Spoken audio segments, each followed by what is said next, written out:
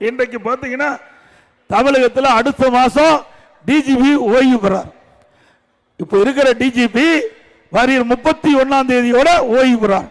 அப்படி ஒரு டிஜிபி ஓய்வு பெறுகின்ற சொன்னால் பணி ஓய்வு பெறுகின்ற பொழுது 3 மாதத்திற்கு முன்பாகவே அங்கே அதற்கு புதிய டிஜிபி நியமிப்பதற்கு மத்திய அரசுக்கு பட்டியல் அனுப்ப வேண்டும். தகுதியான டிஜிபி வருவதற்கு தகுதியான பட்டியலை மாநில அரசு மத்திய அரசுக்கு அனுப்ப வேணும். அப்போ மத்திய அரசு அதுல 3 பேர் தேர்ந்தெடுத்து மாநில அரசுக்கு அனுப்புவாங்க. அதுல ஒருவரை அந்த மாநில அரசு அந்த டிஜிபி நியமிக்கணும். ஆனா இன்னொரு 10 நாள் தான் இருக்குது. இன்னும் இந்த அரசாங்கம் கும்பகர்ணனை போல தூங்கிட்டு இருக்குது. அந்த டிஜிபி நியமிக்கக்கூடிய அந்த நிலையில் இன்னும் தடுமாறி கொண்டிருக்கின்றது.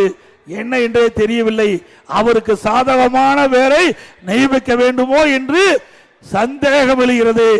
இருந்தாலும் ஏற்கனவே நடைமுறையில் உள்ளவாறு 3 மாதத்துக்கு முன்பாகவே மாநில அரசு டிஜிபியினுடைய அந்த பட்டியலை மத்திய அரசுக்கு அனுப்பி மத்திய அரசு அதை பார்த்து அதிலே ஆய்வு செய்து அதிலே 3 பேர் கொண்ட பட்டியலை மாநில அரசுக்கு அனுப்பி மாநில அரசு அது ஒருவரை டிஜிபி நியமிக்க வேண்டும். ஏனென்று சொன்னால் தமிழகத்தில் டிஜிபி என்பது ஒரு முக்கியமான பொறுப்பு. சட்ட ஒழுங்கை பாதுகாக்கக்கூடிய பொறுப்புல இருக்கின்ற டிஜிபி இல்லாவிட்டால் ஏற்கனவே சட்ட ஒழுங்கு சந்தி சிரிச்சுட்டு இருக்குது.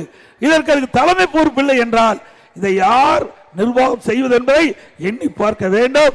இனியாவது இந்த அரசாங்கம் வேகமாக துரிதமாக செயல்பட்டு இந்த டிஜிபி ஓய்வு பெறுவதற்கு முன்பாக புதிய டிஜிபி நியமனம் செய்வதற்கு உண்டான நடவடிக்கை மேற்கொள்வார் என்று நம்புகிறோம்.